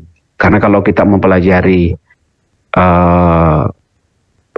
bahasan-bahasan ulama-ulama kita dahulu, itu sudah ada benih-benih sebetulnya penerapan ilmu sosial di dalam memahami hadis ataupun ayat-ayat Al-Quran.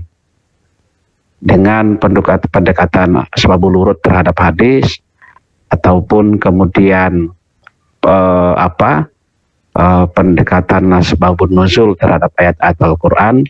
Lalu kemudian kita juga mempelajari bagaimana seorang ulama, imam mazhab itu mengeluarkan fatwa keagamaannya atau pendapatnya itu karena berdasarkan pada realitas yang ada, sehingga ada qaulul qadim dan qaulul jadidnya Imam Syafi'i. Itu kan semua menjadi ilham buat kita bahwa ternyata memang ada ilmu-ilmu sosial yang bisa diterapkan ke dalam memahami hadis-hadis, baik hadis-hadis yang terkait dengan hukum, apalagi kemudian yang terkait dengan hadis-hadis yang terkait dengan sosial.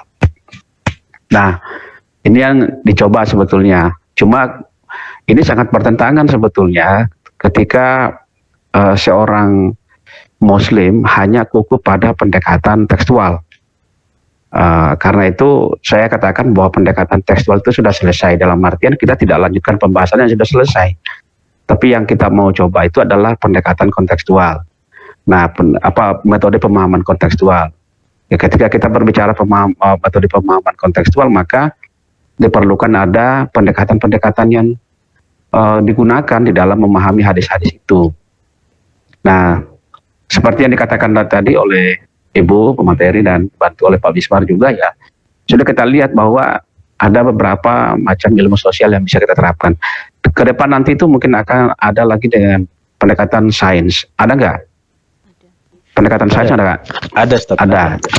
Ada. Jadi kan macam-macam.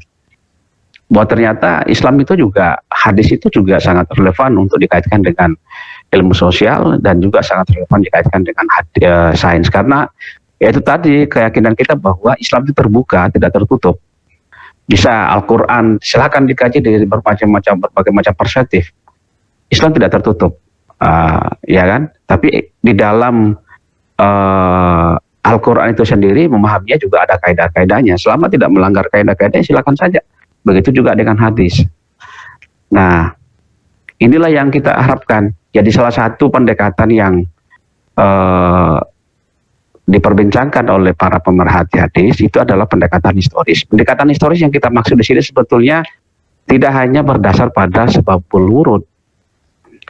Kalau itu salah satu macam pendekatan historis sebetulnya, tetapi pendekatan historis yang kita maksud itu adalah lebih luas lagi. Bagaimana kemudian sejarah Arab pada masa itu, sejarah kota Mekah, tempat lahirnya hadis itu. Makanya kita juga perlu tahu hadis itu lahir di mana, di Makkah atau di Madinah. Ya kan, bagaimana kemudian sejarah sosialnya Madinah pada saat itu. Jadi itu bukan hanya sebabul wurud. Kalau sebabul wurud itu kan sangat mikro kan, lingkupnya itu agak sedikit terbatas. Tetapi itu pun juga cukup membantu kita juga. Cuma kita jangan berhenti pada sebabul wurud itu. Saya termasuk orang yang sangat percaya bahwa semua hadis itu ada memiliki sebabul wurud. Semua hadis. Jadi beda dengan Al-Quran. Al-Quran itu kan tidak mesti memiliki sebab. Tetapi mungkin ada konteks di mana ayat itu turun, tapi tidak menjadi penyebab. Ya kan? Tetapi kalau hadis pasti ada sebabnya. Cuma masalahnya sekarang adalah tidak semua sebabul wurud itu terekam, terdokumentasi. Karena kan begini, sababul wurud itu kadang melengket pada hadis itu. Ketika kemudian itu cerita, ada cerita-cerita di situ, lalu kemudian Nabi bersabda. Nah, itu kan cerita-cerita yang mengawali terjadinya sabda itu sababul wurud. Seperti yang dikatakan tadi, siapa tadi? Pak siapa? Yang Daud siapa tadi? Darmawan Daud. Yang dicerita bahwa Nabi kemudian ziarah kubur, lalu kemudian mengucapkan assalamualaikum ya alal kubur dan sebagainya, dan mengatakan rasa kangennya terhadap saudara-saudaranya. Ya cerita itu sebabul wurud sudah. Beliau Rasulullah ziarah kubur, itu cerita. Nah, mengapa kemudian Nabi itu di mana Nabi itu menyabdakannya, di mana Rasulullah apa yang dilakukan Nabi pada saat itu sebabul wurud. Kan kalau kita pelajari kemarin itu kan macam-macam sebelum itu, ada pertanyaan dari sahabat, ada kejadian, ada ayat yang tidak dipahami oleh para sahabat, lalu kan dijelaskan oleh Nabi. Maka pertanyaan, kejadian itu adalah sebabul wurud. Jadi cuma masalahnya sekarang tidak semua hadis itu terdokumentasi sebabul wurudnya ke kita, karena hadis itu tidak akan lahir dalam ruang yang hampa. Pasti ada sesuatu yang menyebabkan sehingga lahir hadis itu. Cuma tidak terekam. Jadi tidak semua hadis memiliki sebabul wurud, itu maksudnya tidak semua terdokumentasi sampai ke kita gitu. Nah, itu masalahnya. Tetapi bukan berarti dengan tidak adanya sebabul wurud, bukan berarti kita tidak bisa melakukan kajian historis, karena kajian historis yang kita maksud itu lebih luas lagi, skopnya lebih luas. Bagaimana sejarah sosialnya masyarakat Mekah, tempat lahirnya hadis itu, ya kan? Bagaimana budayanya pada masa itu. Jadi kajian historis itu pasti selalu ada. Kalau kita menggunakan pendekatan sosiologis, antropologis, pasti nyambung dengan histori, ya kan? Pasti nyambung. Pendekatan bahasa, ya makanya ada namanya filologi, itu juga bagian dari sejarah. Itu semua ada kaitannya dengan sejarah. Jadi pasti ada pendekatan historis di situ yang lebih luas skopnya. Nah, misalnya pendekatan sosial tadi, al-a'immatu min Quraisy, itu kan ada hadis yang sangat terkenal bahwa seharusnya menjadi imam itu adalah dari suku Quraisy. Itu pesan Nabi. Kalau kita pahami secara tekstual hadis ini, bahwa pemimpin itu atau imam itu seharusnya dari suku Quraisy. Cuma pertanyaannya adalah mengapa mesti dari suku Quraisy? Kita tahu Makkah pada saat itu dan Madinah apalagi itu kan banyak suku tuh. Banyak suku yang ada di situ. Dan dari semua suku yang ada, semua sepakat bahwa sebetulnya mereka itu memandang suku Quraisy itu adalah suku yang terhormat.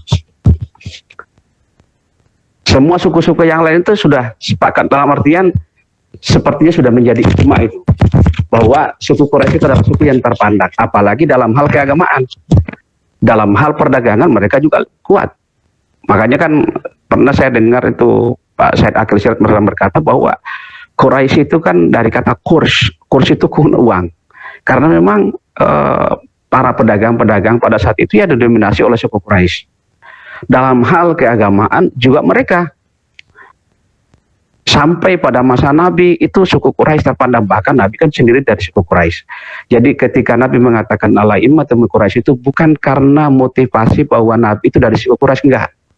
Tetapi beliau menyadari waktu itu bahwa bagaimana kemudian terpandangnya suku Quraisy di masyarakat Mekah pada saat itu dibanding dengan suku-suku yang lain.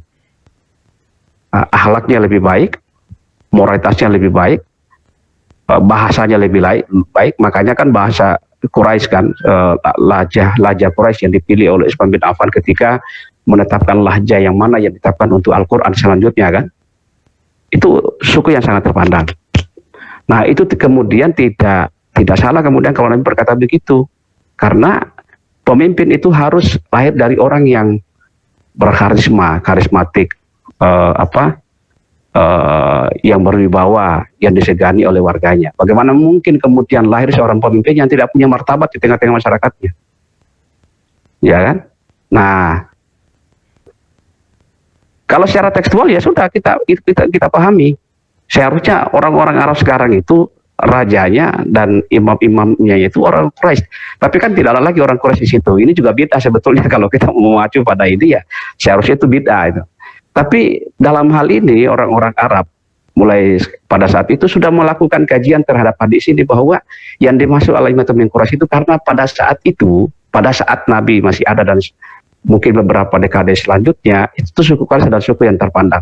Tapi kamu mengalami pergeseran dengan situasi politik pada saat itu, kemudian banyak orang-orang suku Quraisy yang keluar, turunan-turunan Rasulullah itu keluar dari kota Makkah dan sebagainya. Pertanyaannya pada saat seperti itu masih haruskah pemimpin itu dari suku Quraisy? Bagaimana untuk konteks Indonesia? Jadi semangat yang bisa kita ambil dari hadis itu adalah bukan Quraisynya, tetapi bagaimana orang itu terpandang di masyarakat, bagaimana orang itu kemudian disegani oleh masyarakat, bagaimana calon pemimpin itu punya martabat di tengah masyarakat. Ya kan? Ini nyambung sebetulnya dengan hadis la yufliha qaumun walau amr imra'atan, itu tidak akan sukses satu kaum kalau dipimpin oleh perempuan. Itu nyambung sebetulnya dengan hadis ini. Saya kira kalau secara tekstual hadis ini pun juga mengatakan bahwa seharusnya perempuan itu tidak boleh menjadi pemimpin. Kalau secara tekstual kita pahami hadis ini, tapi kemarin kita sudah jelaskan bahwa hadis ini lahir, disabdakan oleh Nabi ketika beliau mendengar informasi bahwa di Persia pada saat itu, kekaisaran Persia itu kan yang sangat dominan pada saat itu, ada Persia, ada Romawi kan, itu mengalami pergantian kekaisaran. Kaisar yang tua nggak memiliki anak laki-laki, maka otomatis yang naik tahta itu adalah perempuan, karena itu turunannya. Tapi di saat yang sama perempuan pada posisi pada saat itu tidak punya martabat seperti martabatnya perempuan sekarang. Ya. Maka lahirlah sabda Nabi, ketika pada saat itu perempuan jadi pemimpin, maka tidak akan sukses satu masyarakat. Jadi bukan persoalan perempuannya, tetapi martabatnya, karismanya dan sebagainya yang kemudian bisa dipandang oleh masyarakatnya, kapabilitasnya, intelektualitasnya dan macam-macam yang menunjang, semua yang menunjang untuk menunjang keberhasilan kepemimpinan atau berjalan efektivitasnya kepemimpinan seseorang. Itu yang dibutuhkan. Nah, jadi bukan persoalan perempuannya, tetapi kemampuannya. Saya kalau kemudian bicara tentang soal perempuan, pemimpin dalam hal apa dulu? Ya, pemimpin dalam hal apa? Ada hal-hal tertentu di mana memang perempuan itu lebih cocok untuk memimpin dalam hal itu. Misalnya, coba sekarang lihat, Ibu Sri Mulyani di Kementerian Keuangan, itu kan pemimpin. Kalau kita mengacu pada hadis ini, itu menyalahi hadis ini sebetulnya secara tekstual. Karena Sri Mulyani itu adalah seorang perempuan, loh kok dia bisa memimpin Kementerian Keuangan. Tapi coba lihat sekarang kinerjanya. Bu Sri Mulyani, ada yang bisa membantah nggak? Nggak ada. Jadi kan bukan persoalan perempuannya. Alat-alat keperempuanannya itu digunakan oleh perempuan pada saat dia berdekatan dengan suaminya. Begitu juga kelaki-lakiannya seorang laki-laki itu digunakan pada saat dia berhadapan dengan istrinya. Jadi bukan faktor jenis kelaminnya sebetulnya, tetapi faktor itu tadi, budaya gitu loh. Faktor budaya. Ketika budaya itu sudah mensejajarkan perempuan dengan laki-laki, maka saya kira bukan lagi persoalan perempuan tidak boleh menjadi pemimpin. Siapa yang memenuhi kriteria seorang pemimpin? Di IAIN dulu waktu kita majelis tahun itu pemimpin kita itu adalah seorang perempuan, Ibu Profesor Dr. Siti Muria. Ya kan, banyak. Jadi saya kira seperti yang dikatakan tadi Ibu, kita tidak bisa pungkiri bahwa ada perempuan-perempuan yang sukses menjadi pemimpin. Sekali lagi, yang bisa kita tangkap dari hari ini, kalau kita memahami dengan pendekatan sosiologi atau bahkan antropologi, itu kan persoalan budaya. Kita dengan orang Arab memperlakukan perempuan itu berbeda. Ya kan? Sampai sekarang, perempuan Arab itu tidak bebas. Meskipun semakin ke sini semakin berubah. Perempuan Arab tidak boleh ke ruang publik. Tidak boleh nyetir mobil sendiri seperti yang kita jelaskan kemarin toh. Banyak peraturan tidak boleh nyetir mobil sendiri. Itu pernah saya cerita nggak di sini? Lalu kemudian pernah. Nah, itu kan perempuan tidak boleh menjadi pelayan publik. Tidak boleh menjaga toko dan sebagainya. Akhirnya toko-toko untuk pakaian dalamnya perempuan pun itu dijaga oleh laki-laki. Dan itu menurut informasi yang kita dengar seringkali ada, ya mungkin bukan seringkali tapi biasa ada tindakan-tindakan dari laki-laki yang menjaga toko itu terkait dengan perempuan yang datang belanja untuk ini. Tidak ada ruang pasnya seperti kita misalnya kan. Itu kan kasihan mereka. Tapi begitulah budayanya orang. Dulu perempuan tidak boleh datang pergi nonton bola, sepak bola gitu. Tapi sekarang sudah berubah, baru aja berubah. Jadi memang budaya kita berbeda antara orang Arab dengan Indonesia yang memperlakukan perempuan, memberikan ruang batas ruang yang agak sedikit lebih sempit dibanding dengan perempuan atau budaya-budaya kita di Indonesia yang memperlakukan perempuan. Karena budayanya berbeda, maka otomatis kemudian lahir seruan-seruan seperti itu, bahwa tidak akan sukses satu kaum kalau dipimpin oleh perempuan, karena Nabi mencermati bagaimana keadaan perempuan pada saat itu di Persia sana, ya kan?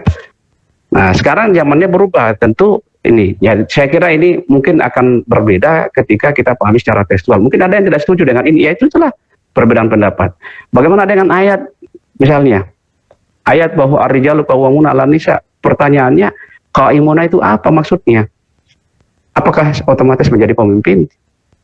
Coba perhatikan kata-kata yang digunakan Al-Quran terkait dengan pemimpin itu adalah misalnya amir, ulil amri kan, lalu kemudian malik, raja, ya itu kan.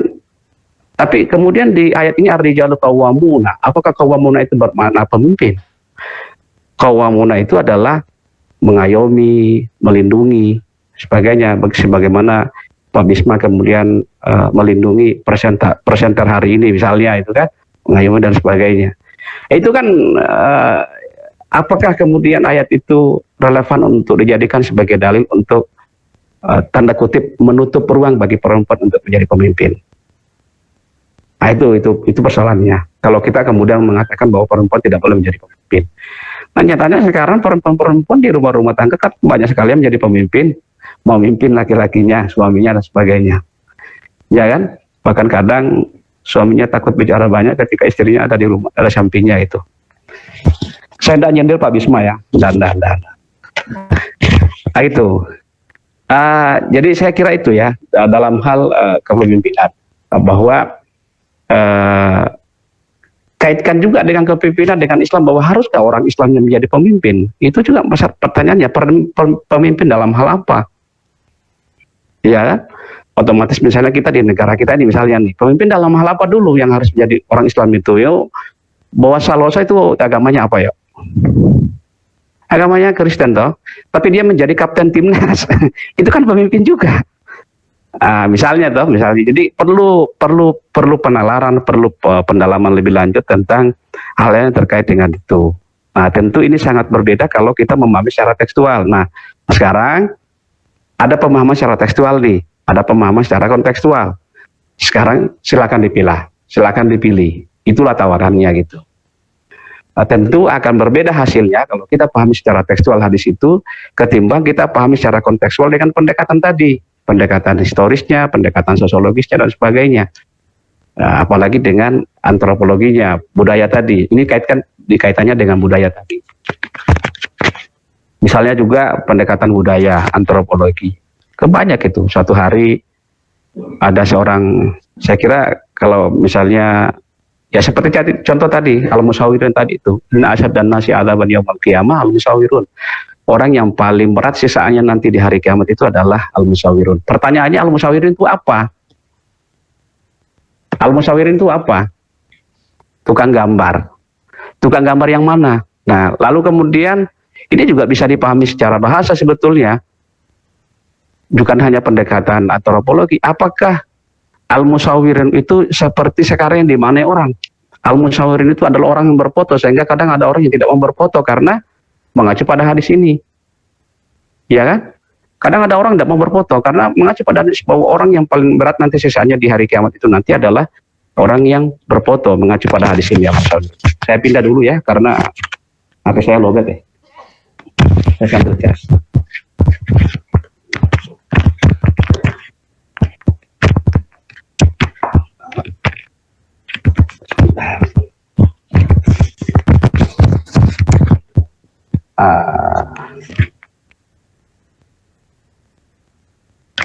jadi begitu.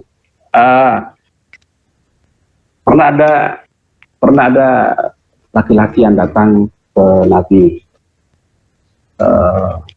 Ya Rasulullah, istri saya habis melahirkan. Terus kenapa anaknya kok hitam gitu? Padahal istri saya kan putih, saya juga putih. Saya nggak tahu apakah keriting atau tidak, tapi yang jelas itu suaminya agak curiga. Yang sampai istri saya selingkuh, anaknya kok hitam, tapi kok nggak ada yang warna hitam. Saya kok jadi hitam. Simpel sekali cara Nabi menjawab pertanyaan itu. Kamu punya unta nggak? Punya ya Rasulullah. Warna apa bulunya untamu? Warna kecoklatan. Ditanya, kira-kira untamu itu punya nenek moyang warna bulunya itu hitam nggak? Ya punya ya Rasulullah. Unta aja punya nenek moyang warna hitam. Kamu itu bisa jadi juga punya nenek moyang warna hitam kulitnya. Jadi bisa jadi anakmu itu lahir dari karena gennya itu ada gen warna hitam, kulit hitam. Jadi tak bisa kemudian. Ini kan ditopang oleh hadis Nabi yang lain, sebetulnya bahwa ternyata setelah terjadi pembuahan antara hasil hubungan antara laki dan perempuan itu, di dalam hadis itu dikatakan di minggu pertama setelah terjadi pembuahan itu kan Allah itu menghadirkan semua turunan atau moyang dari calon si bayi itu. Siapa turunan moyangnya itu? Mulai dari antara Adam dengan kita. Jadi anaknya Adam sampai kita itu nanti dihadirkan oleh Allah. Untuk apa? Dalam bentuk seperti apa itu nanti tubuh kita itu akan dibentuk. Jadi termasuk dari semua gen-gen yang ada itu akan dihadirkan oleh Allah. Nah, pertanyaannya gen mana yang akan dipilih? Apakah yang warna hitam atau warna kulit? Karena pasti kita semua itu punya turunan yang hitam. Karena kita kan semua dari Adam nih. Ada yang tahu nggak warna kulitnya Nabi Adam?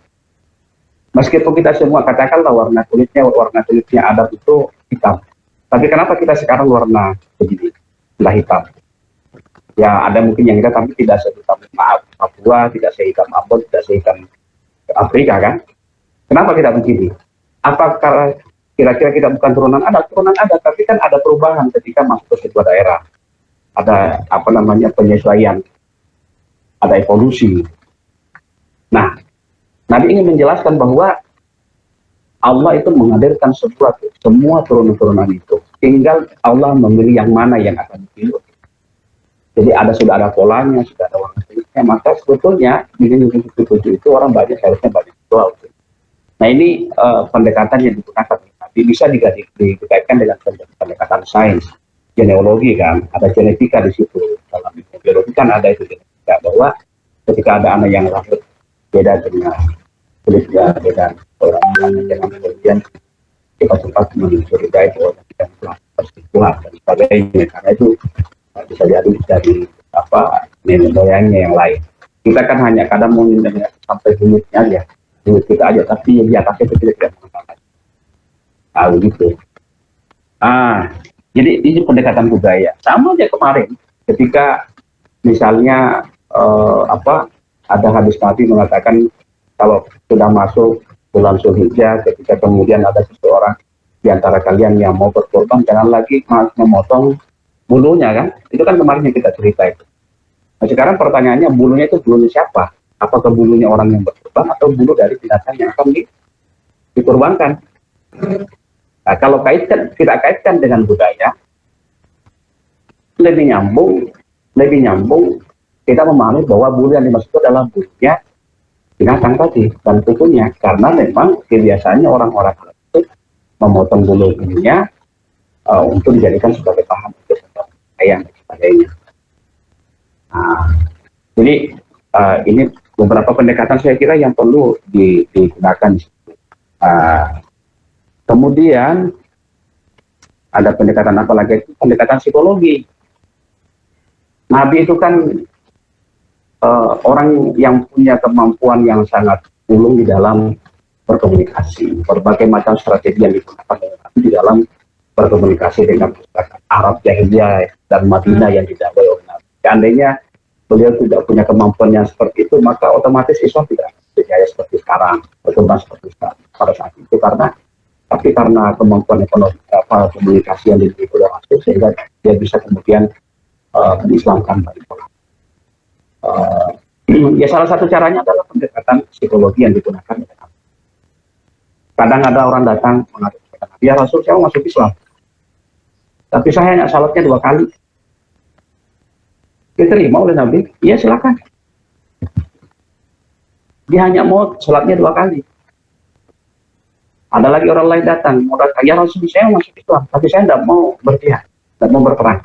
Diterima oleh Nabi. Protes, sahabat-sahabatnya protes. Ya Rasul, kenapa kok diterima kayak gitu? Kalau dia cuma salatnya 2 kali, kita akan wajibnya salat 5 kali sehari. Awal aja dulu, nanti kalau sudah lama-lama ikut taklim dengan kita, dia akan yakin buat berubah itu tadi. Ya kan? Jadi apa itu? Pendekatan psikologi yang dia perlu pakai. Yang tidak mau berjihad tadi itu, diprotes juga sahabat, ya Rasul, kita ini kan harus berperang, berjihad. Kok diterima? Sabar aja dulu. Setelah kemudian didekati, dibina oleh Nabi, punya doktrin keislaman yang sangat kuat. Lalu kemudian ikut berperang. Ya kan? Jadi pendekatan psikologi. Nah, karena Nabi saja menggunakan pendekatan psikologi di dalam berkomunikasi dengan baik kepada orang-orang yang Islam maupun kepada orang sahabat-sahabat yang sudah Islam pada saat itu, maka kita diperlukan juga melakukan pendekatan psikologi terhadap hal seperti itu, supaya kita bisa tangkap maknanya, kita bisa tangkap esensinya, paling tidak mendekati gitu loh. Oh, Nabi di sini menggunakan pendekatan psikologi, kita paham dari sisi ini. Tapi bisa jadi kemudian ada hadis yang bisa didekati dengan multi pendekatan. Tidak hanya dengan pendekatan itu saja, tapi ada beberapa multi pendekatan. Nah, pertanyaannya mungkin ketiga, bagaimana ya Pak, kalau misalnya hadis itu kita dekati dengan multi pendekatan, tapi ternyata setelah justru lahir pemahaman yang berbeda-beda. Kalau pendekatan historis, sosiologi seperti ini, pendekatan sains seperti ini, pendekatan kesehatan kalau seperti ini. Itu bisa jadi berbeda. Sekarang yang mana yang kita mau ambil? Yang pertanyaannya itu, sekarang yang mana kita mau ambil? Contoh misalnya, Nabi itu menganjurkan, memerintahkan kalau kalian mau tidur, maka matikanlah lampu kalian. Matikanlah lampu kalian. Ayo kita pahami hadis ini kira-kira dengan pendekatan sejarah. Kita menggunakan pendekatan sejarah. Oh, Nabi pada saat itu masyarakat Arab pada saat itu kan masih menggunakan pelita yang masih dari api, kemudian pakai minyak itu kan. Nabi menganjurkan itu pakai dimatikan pada saat tidak mau tidur, karena jangan sampai kemudian pelita itu kemudian tumbang dan terjadi kebakaran. Mungkin itu maksudnya. Kita bisa menangkap semangatnya. Oh, Nabi memerintahkan supaya mencegah kebakaran. Tapi kalau kita dari sisi kesehatan, bisa jadi berbeda. Bahwa memang nyambung sekarang dengan pendekatan kesehatan, bahwa justru kita perlukan memadamkan lampu, membunuh lampunya, kalau dari sisi membunuh lampunya, memadamkan lampu ini, karena ternyata dari sisi kesehatan dikatakan bahwa seluruh organ tubuh kita itu, termasuk mata itu, pada saat kita tidur, itu harus tidur semua, harus rehat semua. Tapi ketika kita menyalakan lampu, pada saat kita mau tidur, itu mata tidak istirahat. Syarat mata kita itu tidak istirahat. Nah, ini kan berbeda nih, antara pendekatan sejarah dan pendekatan sains. Nah, sekarang yang mana yang kita mau pilih? Jadi, ya disitulah masalahnya kemudian ketika kita melakukan berbagai macam pendekatan di dalam memahami hadis. Nah, ketika kemudian terjadi perbedaan pendapat antara satu dengan yang lain, disitulah perlunya dialog antara satu peneliti dengan peneliti yang lain. Jangan masing-masing jalan kemudian saling menyalahkan, gitu loh. Ini yang terjadi sekarang, masing-masing jalan dan saling menyalahkan.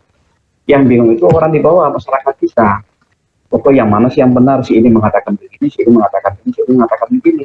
Seharusnya ada dialog, ada konsensus, kesepakatan. Yang mana sih yang kita inginkan untuk konteks kita misalnya di Indonesia, supaya masyarakat kita tidak bingung misalnya.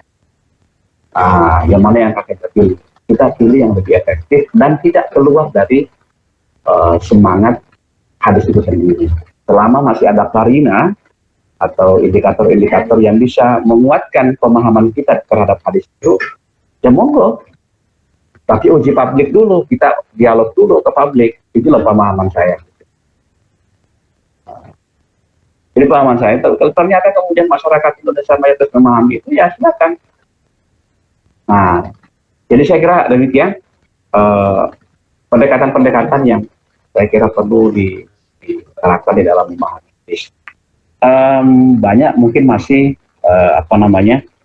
pendekatan yang bisa kita terapkan, tapi paling tidak ini memberikan pelajaran kita bahwa pertama hadis itu nyambung dengan perkembangan yang ada. Kemudian yang kedua, dengan melakukan pendekatan ini maka sebetulnya kita berusaha untuk mendekati makna yang diinginkan oleh sang pengucap, yaitu Rasulullah SAW. Mendekati makna paling tidak, kita tidak bisa menangkap makna yang sesungguhnya karena yang paling tahu dari makna hadis itu adalah sang pengucap itu sendiri, yaitu Rasulullah SAW.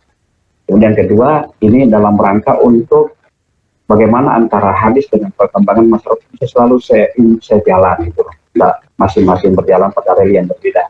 Hadis berjalan di rel ini, masyarakat kita berjalan pada rel yang berbeda pula, sehingga tidak integrasi gitu antara Islam dengan nilai-nilai Islam dengan masyarakat. Satu sisi kemajuan terus berjalan, perubahan terus berjalan, perkembangan terus berjalan, tapi di yang lain lalu kemudian Islam mengikuti perkembangan itu sehingga selalu menjadi penuntun umat gitu. Oke, saya kira demikian. Kalau misalnya ada pertanyaan, monggo.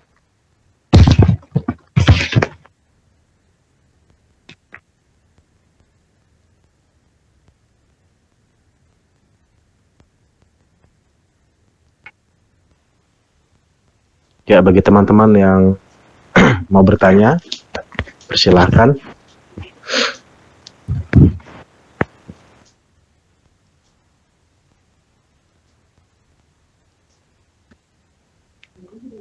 Nggak ada ya, sudah selesai kalau begitu. Kalau tidak ada, betul kata Pak dosen kita, Syekh Abdul Majid, selesai saja. Begini, sebelum selesai, saya ini Pak Aminuddin, mana Pak Aminuddin? Ini Bu Erna yang kemarin, sebentar, Bu Erna tadi yang bertanya tentang hadis tentang kepemimpinan perempuan ya?